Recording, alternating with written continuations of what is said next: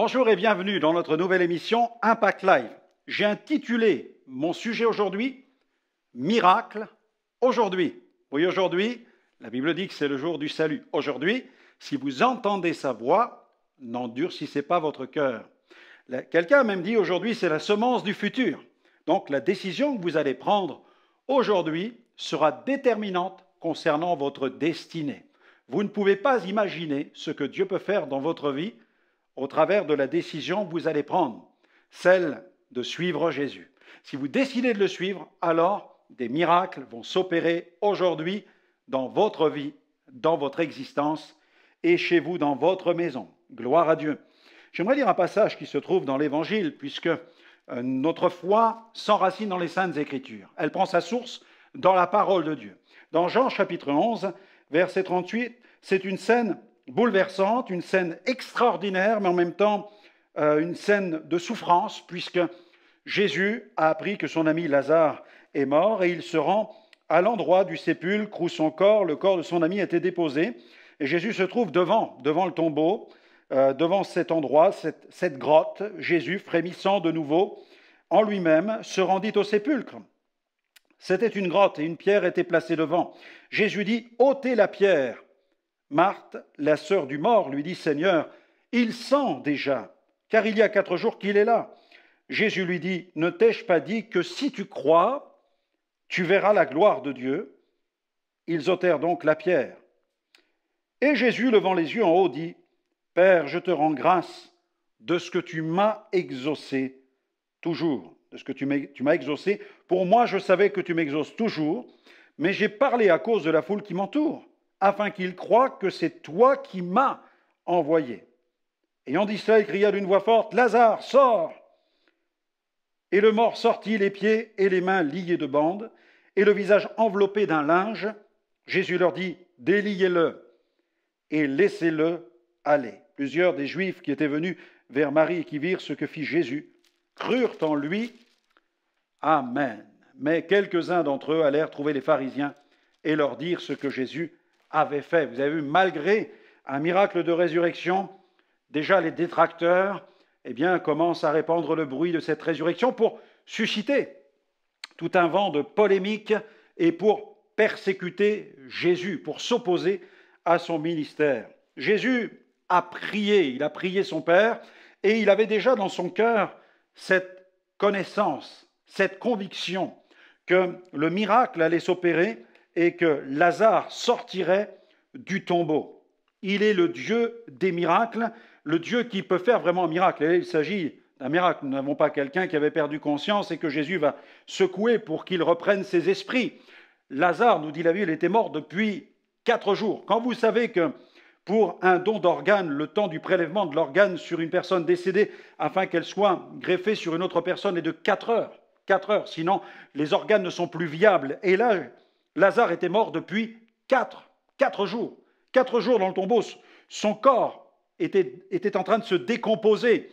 Il n'y avait rien de possible. Mais là, nous avons eu un miracle de création d'organes. Jésus qui recrée les organes par la prière et par la foi en tant que Fils créateur, le Fils de Dieu, ramène cet homme dans le monde des vivants et la puissance de Dieu s'opère en lui. Mais comprenez bien, le corps de Lazare était mort, mais Lazare, lui, était vivant. Parce que Jésus n'a pas créé un nouvel esprit dans ce corps qui se décomposait. Jésus n'a pas fabriqué un nouvel esprit qu'il a prénommé Lazare, mais Lazare était déjà dans la présence de Dieu.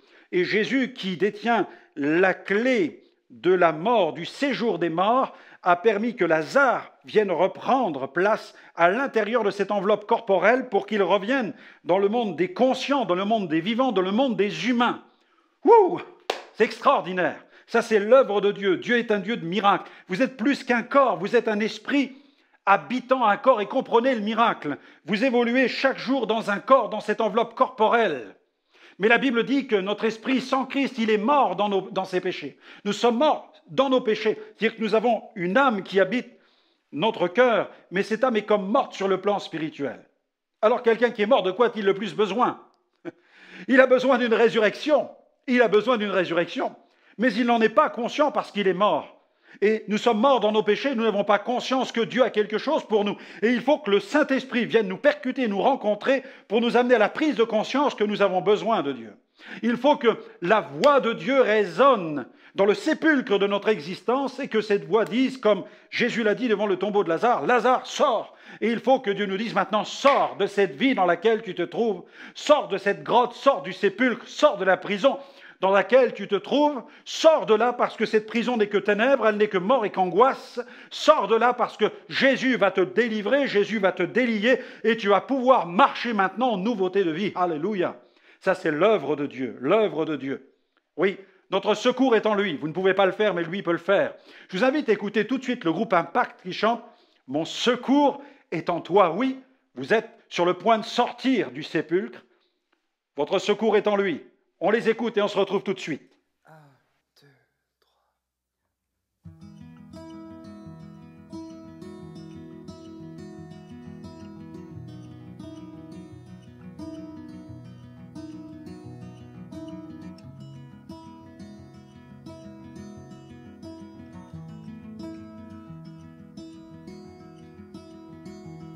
Si la lune me glace et le soleil menace, créateur des étoiles, mon secours est en toi. Si mes larmes ruissellent et que mon pas chancelle, créateur de la terre, mon secours est en toi.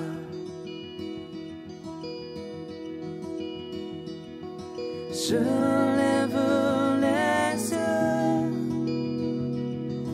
vers les hauts sommets. Toi seul est mon Dieu. Je proclamerai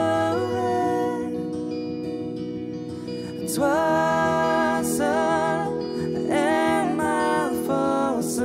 Toi seul me restaure, mon secours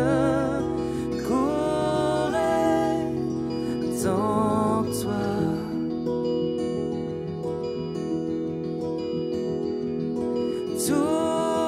Toujours tu me portes, jamais tu ne dors, mon secours.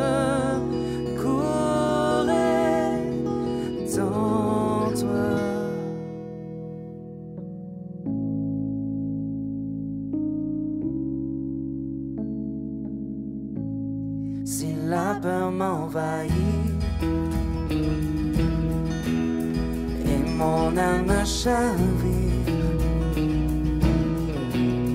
créateur de la vie,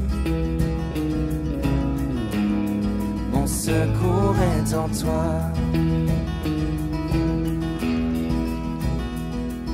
Je lève les yeux vers les hauts sommets. Toi seul est mon Dieu. Je proclamerai toi seul est ma force. Toi seul me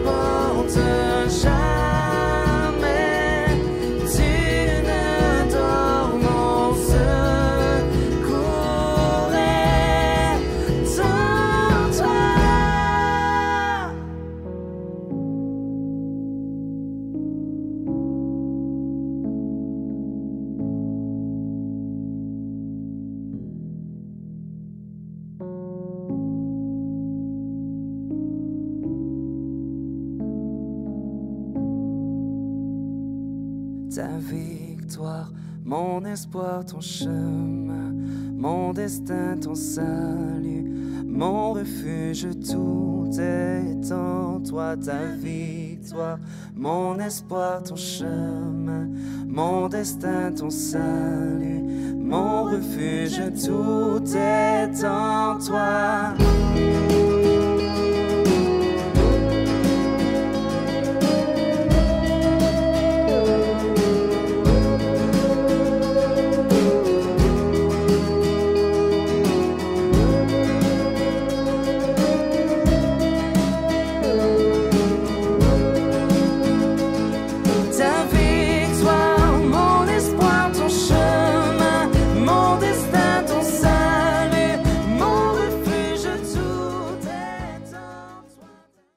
Merci au groupe Impact qui nous exhorte à saisir le secours de Dieu.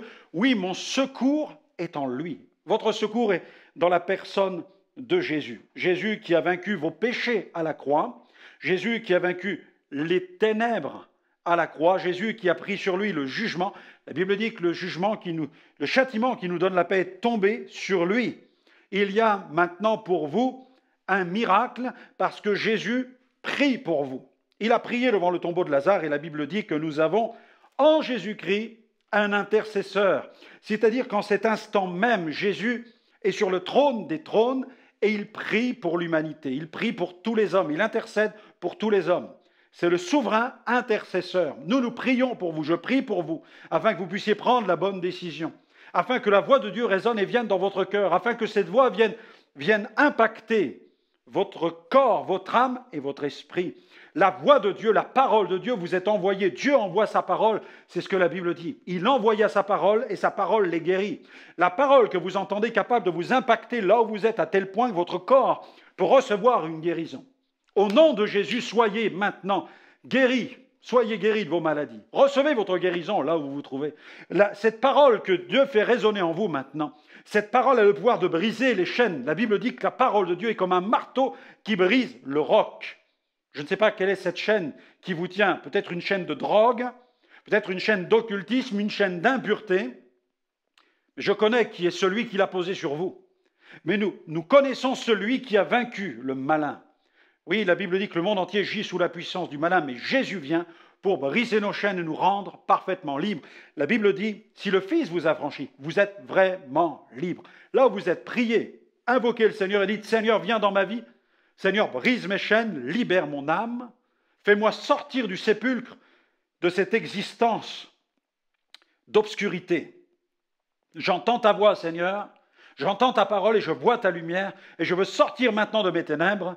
Fais-moi sortir des ténèbres pour me conduire maintenant dans ton admirable lumière, hors de ce sépulcre, du sépulcre de cette existence sans Dieu. En cet instant, je reçois Jésus dans ma vie, Jésus la lumière du monde. Transforme maintenant ma vie afin qu'elle ne soit plus ce sépulcre, mais qu'elle devienne maintenant un temple à ta gloire. Au nom de Jésus, Amen. Amen. Gloire au Seigneur. N'hésitez pas à nous retrouver dans une prochaine émission où vous allez pouvoir entendre cet évangile qui apporte la lumière dans le cœur de tous les êtres humains. À très vite.